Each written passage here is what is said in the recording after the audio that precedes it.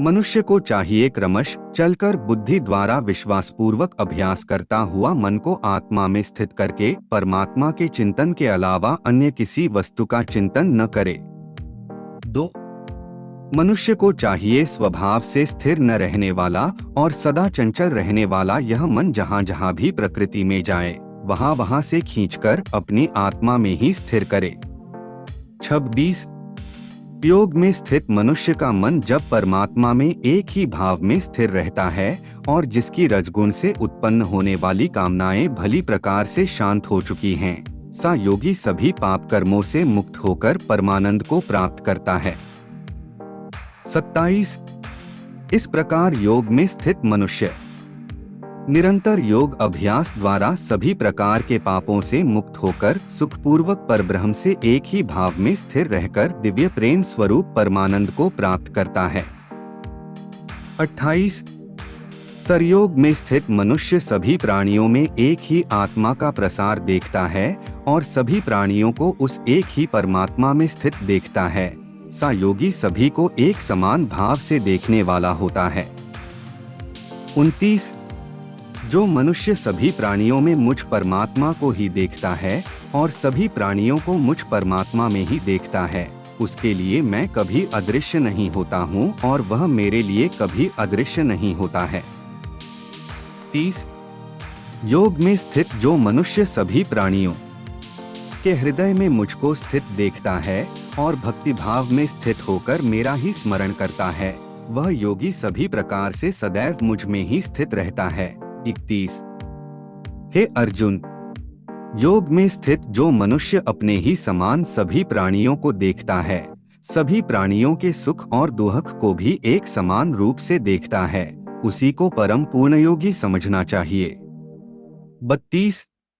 योग द्वारा मन का निग्रह। अर्जुन ने कहा, हे मधुसूदन, यह योग की विधि जिसके द्वारा समत्वभाव दृष्टि मिलती है, जिसका कि आपके द्वारा वर्णन किया गया है, मन के चंचलता के कारण मैं इस स्थिति में स्वयं को अधिक समय तक स्थिर नहीं देखता हूँ। 33. हे कृष्ण, क्योंकि यह मन निश्चय ही बड़ा चंचल है, अन्य को मत डालने वाला है और बड़ा ही हठी तथा बलवान है, मुझे इस मन को वश में करना वायु को वश में करने के समान अत्यंत कठिन लगता है। 34. श्री भी भगवान ने कहा, हे महाबाहु कुंती पुत्र, इसमें कोई संशय नहीं है कि चंचल मन को वश में करना अत्यंत कठिन है, किंतु इसे सभी सांसारिक कामनाओं को त्याग, वैराग्य और निरंतर अभ्यास द्वारा वश में किया जा सकता है। 35. जिस मनुष्य द्वारा मन को वश में नहीं किया गया है, ऐसे मनुष्य के लिए परमात्मा की प्राप्ति योग असंभव है, लेकिन मन को वश में करने वाले प्रयत्नशील मनुष्य के लिए परमात्मा की प्राप्ति योग सहज होता, सा मेरा विचार है। 36. योगभ्रष्ट हुए मनुष्य की गति। अर्जुन ने कहा, हे कृष्ण, प्रारंभ में श्रद्धा पूर्वक योग में स्थिर रहने वाला किंतु बाद में योग से विचलित मन वाला असफल योगी परम सिद्धि को न प्राप्त करके किस लक्ष्य को प्राप्त करता है। 37. कच्चिने महाबाहु कृष्ण, परमात्मा की प्राप्ति के मार्ग से विचलित हुआ जो कि न तो सांसारिक भोग को ही भोग पाया और न ही आपको प्राप्त कर सका, सा मोह से ग्रसित मनुष्य क्या छिन्न भिन्न बादल की तरह दोनों ओर से नष्ट तो नहीं हो जाता। 38. हे श्री कृष्ण, मैं आपसे प्रार्थना करता हूँ कि मेरे इस संशय को संपूर्ण रूप से केवल आप ही दूर कर सकते हैं, क्योंकि आपके अतिरिक्त अन्य कोई इस संशय को दूर करने वाला मिलना संभव नहीं है। 39. श्री भगवान ने कहा, हे पृथापुत्र, उस असफल योगी का न तो इस जन्म में और न अगले जन्म में ही विनाश होता है, क्योंकि हे प्रिय मित्र, परम कल्याणकारी नियत कर्म करने वाला कभी भी दुर्गति को प्राप्त नहीं होता है। 40.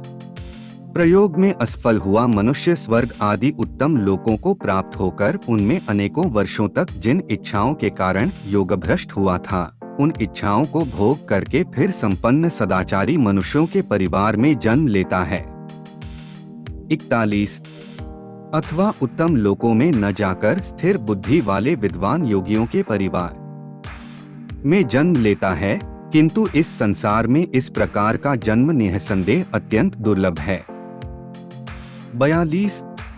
हे कुरुनंदन, सा जन्म प्राप्त करके वहां उसे पूर्वजन्म के योग संस्कार पुनः प्राप्त हो जाते हैं और उन संस्कारों के प्रभाव से वह परमात्मा प्राप्ति रूपी परम सिद्धि को प्राप्त करने के उद्देश्य फिर से प्रयत्न करता है। 43। पूर्व जन्म के अभ्यास के कारण वह निश्चित रूप से परमात्म पथ की ओर स्वतः ही आकर्षित हो जाता है। सा जिज्ञासु योगी शास्त्रों के अनुष्ठानों का उल्लंघन करके योग में स्थित हो जाता है। 44। सा योगी समस्त पाप कर्मों से शुद्ध होकर अनेक जन्मों के कठिन अभ्यास से इस जन्म में प्रयत्न करते हुए परम सिद्धि को प्राप्त करने के पश्चात परम मुक्ति को प्राप्त करता है। 45। तपस्वियों से योगी श्रेष्ठ है, शास्त्र ज्ञानियों से भी योगी श्रेष्ठ माना जाता है और सकाम कर्म करने वालों की अपेक्षा भी योगी श्रेष्ठ है। इसलिए हे अर्जुन, तू योगी बन। 46। सभी प्रकार के योगियों में से जो पूर्ण श्रद्धा सहित संपूर्ण रूप से मेरे आश्रित हुए अपने अंतःकरण से मुझको निरंतर स्मरण दिव्य प्रेमा भक्ति करता है, सा योगी मेरे द्वारा परमयोगी माना जाता है। 47। इस प्रकार उपनिषद, ब्रह्म विद्या तथा योग शास्त्र रूप श्रीमद् भगवद गीता के श्री कृष्ण अर्जुन संवाद में ध्यान योग नाम का 6वां अध्याय संपूर्ण हुआ। हरि तत्सत।